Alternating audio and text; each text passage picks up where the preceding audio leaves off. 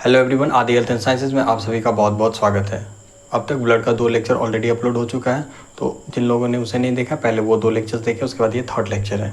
पिछले लेक्चर में क्या हुआ था, कुछ चीज़ें इनकम्प्लीट रह गई थी या फिर यानी उसका एक्सप्लेनेशन मुझे लगा कि थोड़ी और रिक्वायरमेंट है, तो उसको मैं इस लेक्चर में ऐड करूँगा। और हाँ, कुछ चीज़ें मिस्टेक भी हुई थी बाय, उसको भी मैं आगे जो डिटेल होगा तो उस चीज़ में मैं उस चीज़ को मिस्टेक को ठीक कर लूँगा। ओके, आई होप आप लोगों का कोऑपरेशन बना रहेगा। वीडियो पसंद आ रहा है तो लाइक करें, चैनल सब्सक्राइब किया, और हाँ, आप कमेंट करके एटलीस्ट ज़रूर बताएं कि वीडियो आप लोग देख रहे हैं, समझ में आ रहा है नहीं आ रहा, क्या प्रॉब्लमेटिक है। एटलीस्ट आप लोग प्रॉब्लम रेज नहीं करेंगे तो मुझे आइडिया नहीं लगेगा कि प्रॉब्लम है क्या। कुछ चीज़ें हैं जो रह गई थी, उसे एक्सप्लेन कर देते हैं। जैसे हम लोग जब पहले हीमेटोपोइसिस देख रहे थे ना, तो उसमें हीमेटोपोइसिस देख रहे थे तो उसमें एक चीज़ आया था, क्या था, प्लूरिपोटेंट स्टेम सेल। अब ये स्टेम सेल होता क्या है, तो पहले उसे समझ लेते हैं। Stem cell with the capacity for self renewal and having potential to differentiate into progenitors of different lineage which ultimately give rise to mature tissue. Okay, तो स्टेम सेल हम किसे कहते हैं या स्टेम सेल को हम समझेंगे कैसे। तो स्टेम सेल ऐसा सेल क्या हो जिसमें कैपेसिटी हो सेल्फ रिन्यूअल की, और क्या, having potential to differentiate into progenitors of different lineage which ultimately give rise to mature tissue।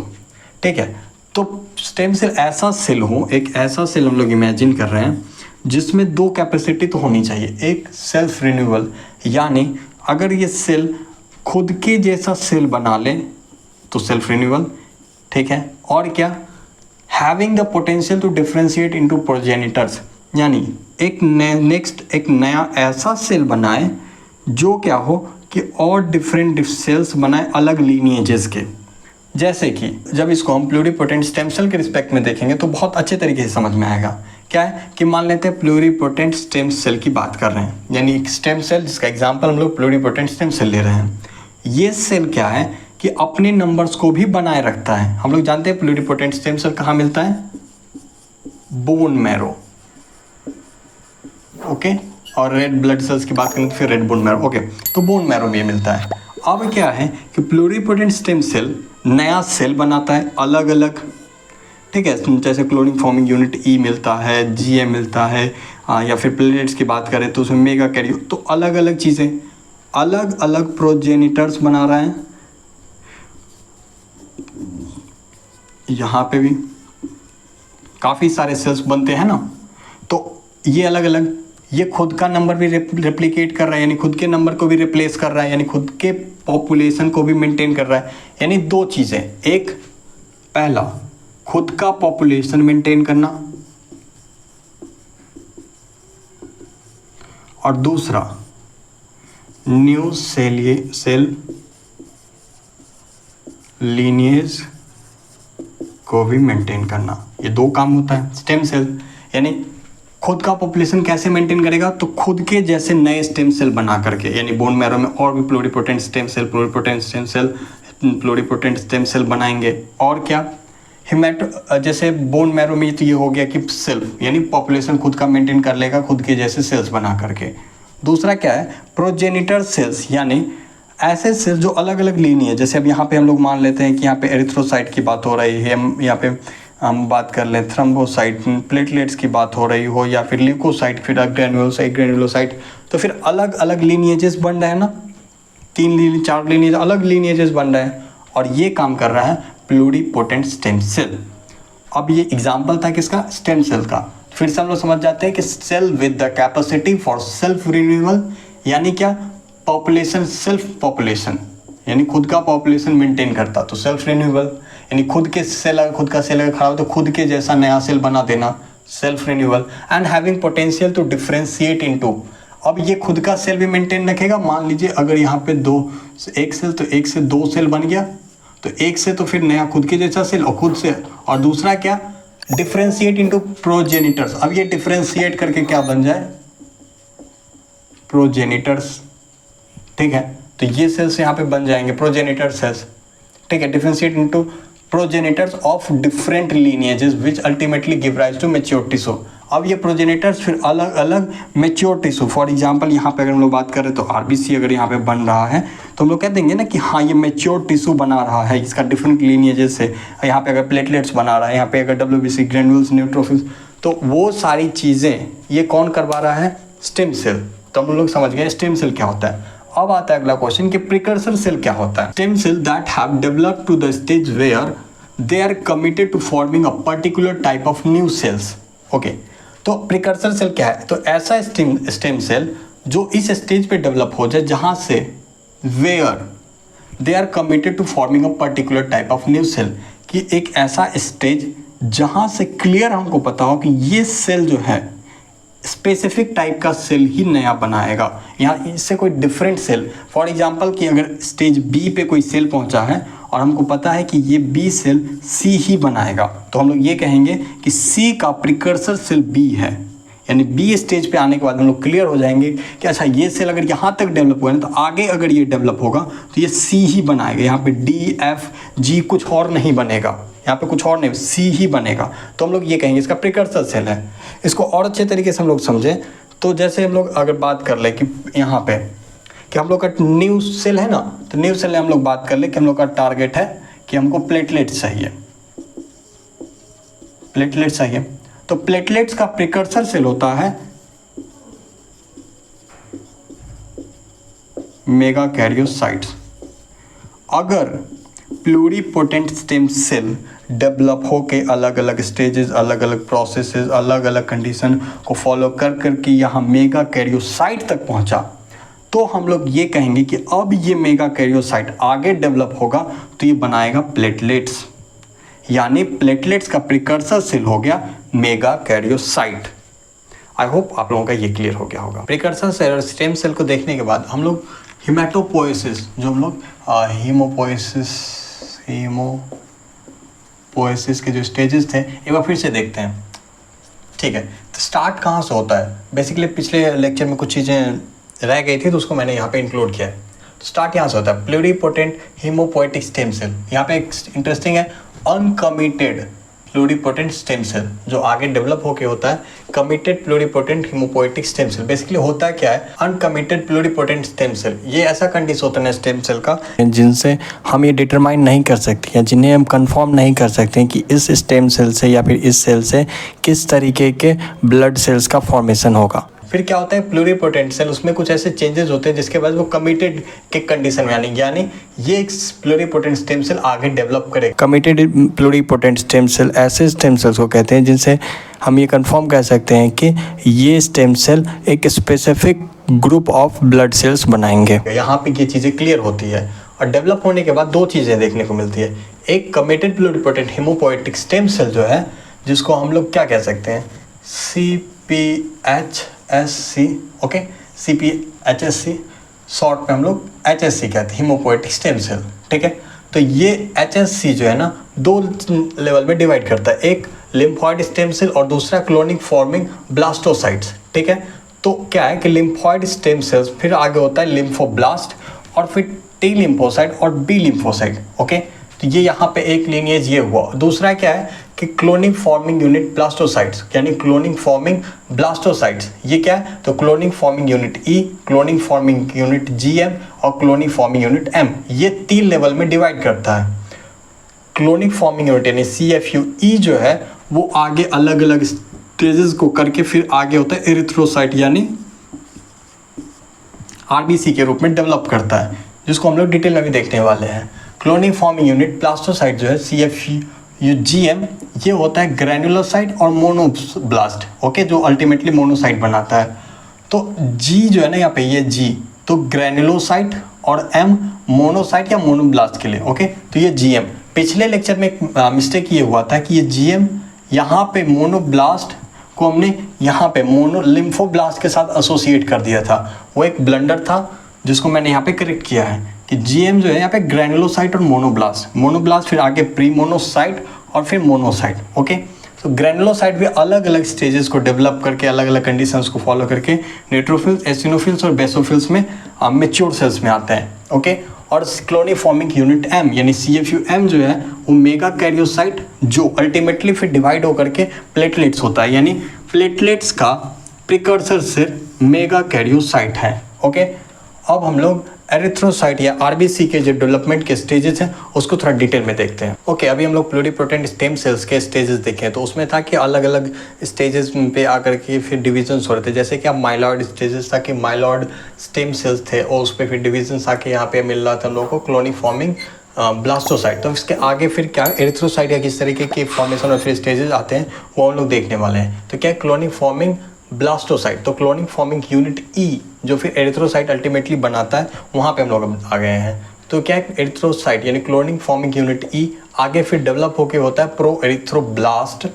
ठीक है, प्रो एरिथ्रोब्लास्ट आगे कंटिन्यू होता है अर्ली नॉर्मोब्लास्ट, नॉर्मोब्लास्ट फिर डेवलप होता है इंटरमीडिएट नॉर्मोब्लास्ट, इंटरमीडिएट नॉर्मोब्लास्ट फिर डेवलप होकर होता है लेट नॉर्मोब्लास्ट, लेट नॉर्मोब्लास्ट आगे डेवलप होता है रेटिकुलोसाइट, फिर अल्टीमेटली डेवलप हो जाता है एरिथ्रोसाइट। ओके, यानी मेच्योर आरबीसी। ओके, अब यहाँ पे क्या है, क्लोनिंग फॉर्मिंग यूनिट ई जो है जब मेच्योर प्रो एरिथ्रोब्लास्ट में डेवलप होता है तो उस टाइम उस सेल का डायामीटर लगभग 20 माइक्रोमीटर होता है। ओके, अब यहाँ पे हम लोग देख सकते हैं कि ये 20 माइक्रोमीटर और क्या है, एरिथ्रोसाइट जब मेच्योर होता है तो 7.2 या 7 माइक्रोमीटर पे ये चीज़ें होती है। यानी यहाँ से अब हम लोग एक चीज़ देख रहे हैं कि जो तो ये डेवलप होते जा रहा है उससे क्या हो रहा है कि सेल का जो डायमीटर है यानी प्रो एरिथ्रोब्लास्ट से अगर हम लोग एरिथ्रोसाइट पे आ जाएं तो क्या है, डायमीटर डिक्रीज कर रहा है। ठीक है, और इस डायमीटर में क्या है, 2 या 2 से ज़्यादा न्यूक्लियाई है। अच्छा, इसमें क्या है, हीमोग्लोबिन एब्सेंट है। लेकिन क्या होता है जब प्रो एरिथ्रोब्लास्ट जब आगे डेवलप कर रहा होता है तो उसमें सिंथेसिस ऑफ हीमोग्लोबिन स्टार्ट हो जाता है, हीमोग्लोबिन सिंथेसिस स्टार्ट हो जाता है। प्रो एरिथ्रोब्लास्ट आगे डेवलप होता है अर्ली नॉर्मोब्लास्ट। यहाँ पे क्या होता है, इसका डायमीटर 15 माइक्रोमीटर होता है, यानी 20 से आ गया 15 पे, तो 15 माइक्रोमीटर ये डायमीटर हो गया, क्या डिक्रीज होते हुए दिख रहा है हम लोग को। फिर क्या यहाँ पे न्यूक्लियर एब्सेंट होता है, लेकिन यहाँ पे क्या होता है, यहाँ पे अर्ली नॉर्मोब्लास्ट में कंडेंसेशन ऑफ क्रोमेटिन नेटवर्क ये स्टार्ट हो जाता है। यहाँ पे कंडेंसेशन होता है, यानी वहाँ पे जो जेनेटिक मटेरियल क्रोमेटिन जो होते हैं ना, क्रोमेटिन है, इसका कंडेंसेशन होता है।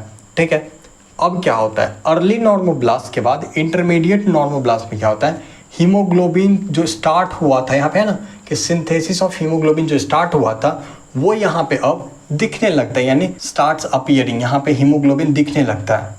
क्या कंप्लीटली, बिल्कुल नहीं, ये बस दिखना स्टार्ट होता है। लेट नॉर्मोब्लास्ट में न्यूक्लियस डिसअपेयर हो जाता है। जो न्यूक्लियस हम लोग यहाँ पे देखे हैं कि न्यूक्लियस होता है और 2 या 2 से ज़्यादा न्यूक्लियर होता है, यहाँ पे न्यूक्लियर एब्सेंट होता है, लेकिन न्यूक्लियस यहाँ पे होता ही है। पर क्या है, जब लेट नॉर्मोब्लास्ट के लेवल पे हम लोग आते हैं तो यहाँ पे न्यूक्लियस जो है वो डिसअपेयर हो जाता है। अब यहाँ पे ये न्यूक्लियर डिसअपेयर होना, अब फिर जिन्होंने पिछले वाला लेक्चर नहीं दिया उनके लिए दिमाग में क्वेश्चन होगा कि आरबीसी में न्यूक्लियस ही नहीं होगा फिर वो डिवाइड कैसे होगा। तो आप पुराना वाला लेक्चर देखिए, उसमें आपको आंसर मिलेगा कि क्या होता है कि आरबीसी में न्यूक्लियस नहीं होता है, जिसके वजह से उसको कम क्या होता है, रेगुलर रिप्लेसमेंट चाहिए होती है। इस रेगुलर रिप्लेसमेंट की वजह से ही इसका लाइफ स्पैन 120 डेज यानी और सेल्स के कंपैरिजन में कम होता है। बॉडी के और बड़े बड़े सेल्स हैं उनमें ये उनके कंपैरिजन से कम ही होगा, तो 120 डेज होता है। तो ये न्यूक्लियस नहीं होने के कारण रेगुलर रिप्लेसमेंट चाहिए होता है। ओके, तो यहाँ पे आगे लेट नॉर्मोब्लास्ट। अब आ जाते हैं रेटिकुलोसाइट, यानी लेट नॉर्मोब्लास्ट के बाद अगला डेवलपमेंट है रेटिकुलोसाइट। रेटिकुलम फॉर्म होता क्या है कि यहाँ पे ना आप सेल में जब आप रेटिकुलोसाइट का स्ट्रक्चर देखेंगे तो यहाँ पे कुछ क्या नेट लाइक या रेटिकुलर स्ट्रक्चर दिखने लगता है रेटिकुलोसाइट में, तो वही रेटिकुलम का फॉर्मेशन हो जाता है। Cell enters capillaries from the production, मैंने पिछले लेक्चर में बताया था कि क्या होता है रेटिकुलोसाइट जो इमेच्योर आरबीसी जिसको कहते हैं, ये क्या होता है सर्कुलेशन में एंटर कर जाता है, यानी ब्लड सर्कुलेशन में एंटर कर जाता है। मतलब कि इससे पहले जो भी चीज़ें थी ये सर्कुलेशन के बाहर अलग अलग वो डेवलप हो रहा था, यानी बोन मैरो में वहाँ पे डेवलप हो रहा था। ये सारी इससे ऊपर के सेल्स ब्लड सर्कुलेशन में एंटर नहीं किए थे, लेकिन क्या रेटिकुलोसाइट ब्लड सर्कुलेशन में एंटर कर जाता है, जो फिर 2 दिन यानी ब्लड सर्कुलेशन में एंटर होने के 2 दिन बाद मेच्योर होकर के एरिथ्रोसाइट बनता है, जिस सेल का डायमीटर 7.2 माइक्रोमीटर होता है। अब एरिथ्रोसाइट जो मेच्योर हो गया है, अब फिर से देखें यहाँ पे जो मेच्योर है इसका कंपैरिजन में जब प्रो एरिथ्रोब्लास्ट का बात करेंगे तो 20 माइक्रोमीटर डायमीटर रह जाता है। ठीक है, एक और चीज़, reticulum disappear cell content bio कॉन्कैविटी।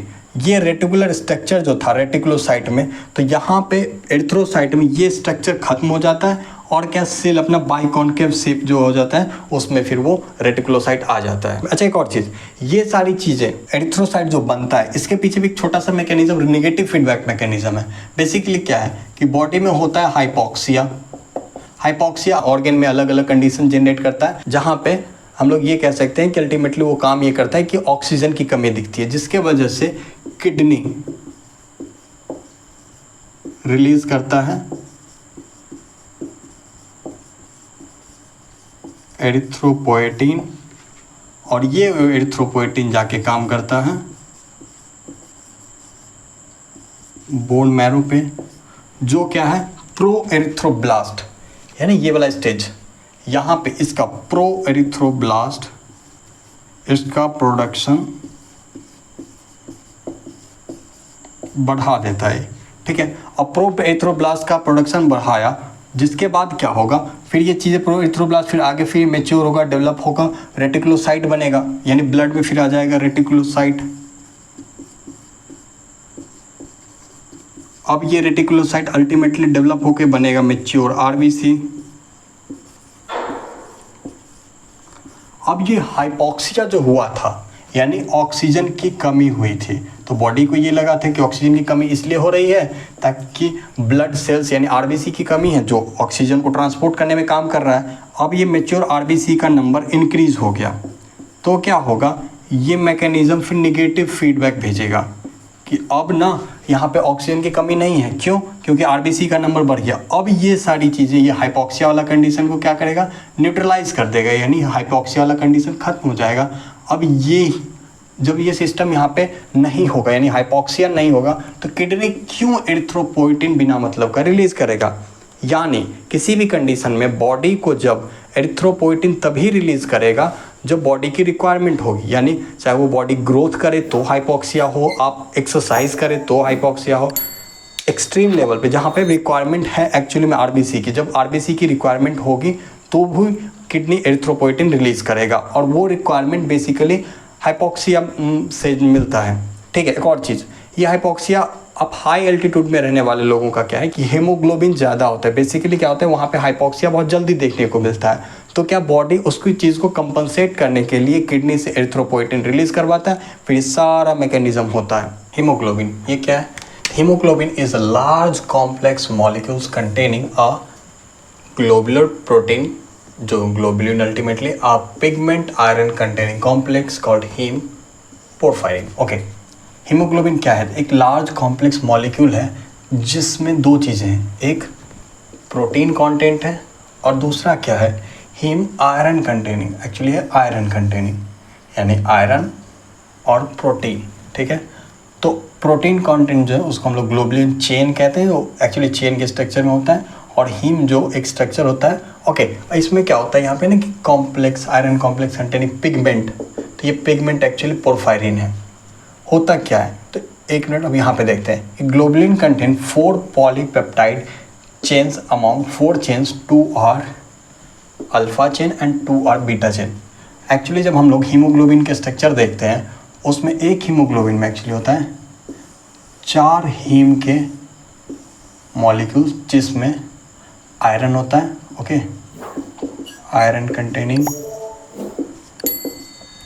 और इस आयरन कंटेनिंग में ना 2, 3 और 4 प्रोटीन के स्ट्रक्चर होते हैं जो ग्लोबुलिन प्रोटीन है। ओके, इस 4 है ना 4 चेन्स, ये 4 चेन में क्या होता है, जब हम लोग एडल्ट और फीटल लाइफ की बात करते हैं तो एडल्ट की भी बात कर लेते हैं, तो 2 चेन अल्फ़ा चेन होता है, 2 बीटा चेन होता है, तो हम लोग 2 अल्फ़ा